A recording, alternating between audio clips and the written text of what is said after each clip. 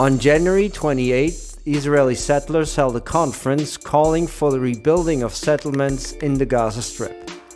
12 ministers from Prime Minister Benjamin Netanyahu's Likud party attended the so-called Return to Gaza conference. However, the central figures of the event were Finance Minister and leader of the far-right Zionist National Religious Party, Bezalel Smotrich, and Public Security Minister Itamar Gvir of the Zionist Jewish Power Party.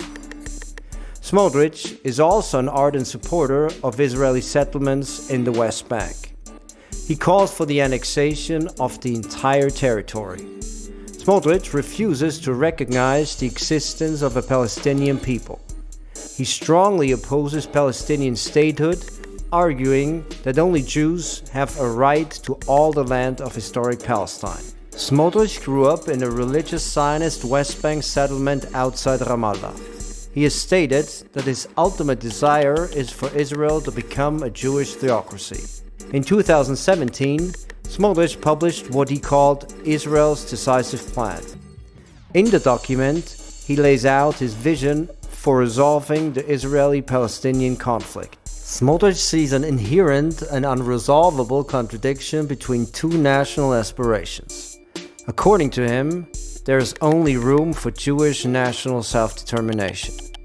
Smotrich calls for full Israeli sovereignty over the West Bank and Gaza, and for an end to any attempt or ambition to establish a Palestinian state. He considers a two-state solution not realistic. The Smotrich plan offers the Palestinians three options. First, those who agree to give up their national aspirations will be allowed to stay.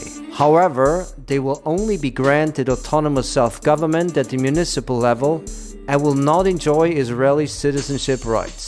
Second, those who are unwilling to give up their national aspirations will be encouraged to emigrate to neighboring Arab countries or elsewhere. And the third option is for those who decide to continue their struggle for Palestinian liberation. They will be killed by the Israeli army. The Smotrich plan marks a return to the roots of Zionism, before the Oslo Accords of the mid-1990s. It is fully in line with Zionist ideology. Ethnic cleansing of Palestinians has been part and parcel of the Zionist movement and Israeli practice from the very beginning.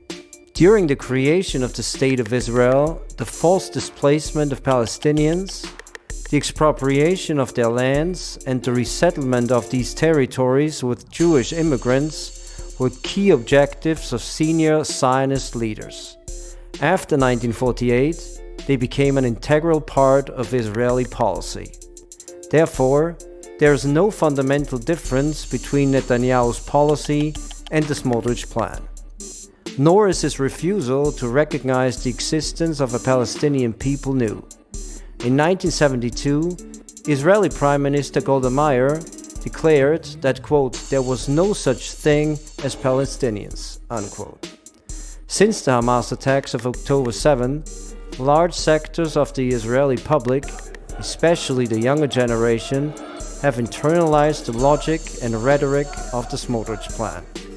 The Zionist religious nationalists are increasingly becoming the dominant faction in Israeli civil society. They call for revenge, the recolonization of Gaza, and the ethnic cleansing of Palestinians.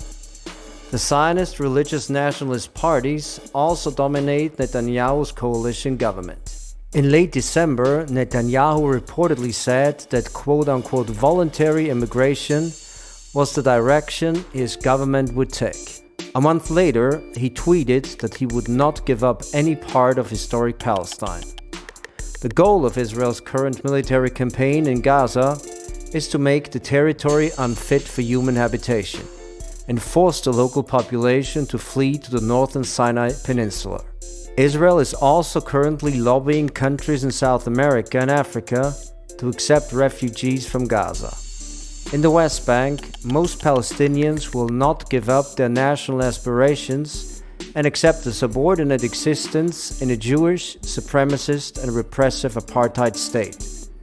Over the years, the quote-unquote voluntary immigration of Palestinians has been a failure.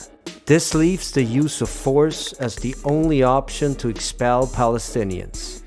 But such a scenario would require a major event, such as a regional war.